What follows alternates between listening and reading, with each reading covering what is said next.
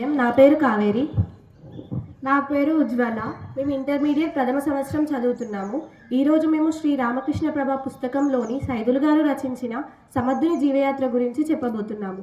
దాదాపు 75 ఏళ్ల క్రితం ప్రముఖ రచయిత త్రిపురనేని గోపీచంద్ గారు రచించిన అసమర్థుని జీవయాత్రలో మానవ మనుగడలోని కీలక అంశాలని, ఈ తరాన్ని ఆలోచింపజేసే ఎన్నో జీవిత సత్యాల్ని ఈ నవలలో పొందుపరిచారు. అసమర్థుని జీవయాత్రలోని పాత్రలు చూస్తూ ఉంటే సమర్థుని జీవయాత్ర ఎలా ఉండాలో విస్పష్టం అవుతుంది. జీవితం ఒక ప్రవాహం, ప్రచండ వేగంతో వెళ్ళిపోతూ ఉంటుంది. అందులో ఎవరినెవరి సంస్కారాన్ని బట్టి వాళ్ళు తమ సుఖం కోసం పోట్లు పడుతూ ఉంటారు. ఇదో మహాసంగ్రమం. ఈ సంగ్రమంలో పిరికి వాళ్ళకి, అసమర్థులకి చోటు లేదు. పలాయనం పరిష్కారం కాదు. బతుకు భారమై బాధపడే వారికి బాధ్యతలు కూడా భారంగానే అనిపిస్తాయి.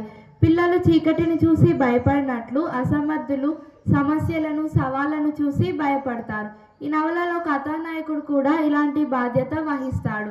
బతికినన్నాళ్ళు ఏదో రకంగా పోరాడవలసిందే. మనం దేనికి పనికి వస్తామో తెలుసుకొని ఆ పని చేస్తూ ఉండడం మంచిది.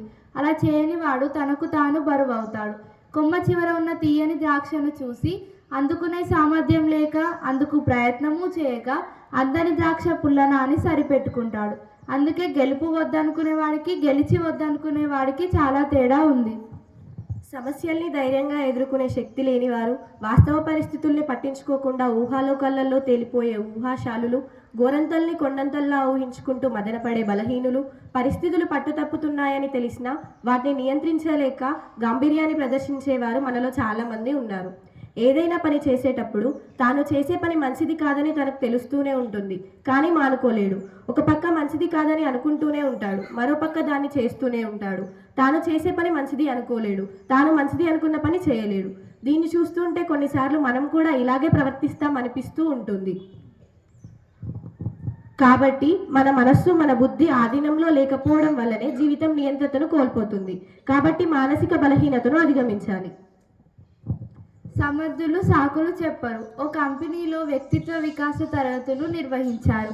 ఆ తరగతులలో మేనేజ్మెంట్ గురువు వ్యక్తి జీవితంలో రాణించకపోవడానికి, విజయం సాధించకపోవడానికి కారణాలు ఏంటి అని ప్రశ్నించాడు. అందుకు బదులుగా చాలామంది అవకాశాలు రాక అని కొందరు, ప్రోత్సహించేవారు లేక అని మరికొందరు, క్రమశిక్షణ లేక అని కొందరు, ఇలా ఎన్నో కారణాలు చెప్పారు. అందుకు మేనేజ్మెంట్ గురువు ఇవన్నిటికన్నా ప్రధానమైన కారణం మనిషికి సాకులు చెప్పి తప్పించుకునే లక్షణం అని చెప్తాడు. ఎవరి బలహీనతకు వాళ్ళే బాధపడాలి. తన వైఫల్యానికి వేరెవరో సమర్థితులని బాధపడితే జీవితంలో ఎక్కడ వేసిన గొంగలి అక్కడే అన్నట్లు మిగిలిపోతారు. పుస్తక జ్ఞానమే కాదు, ప్రపంచ జ్ఞానం కూడా కావాలి.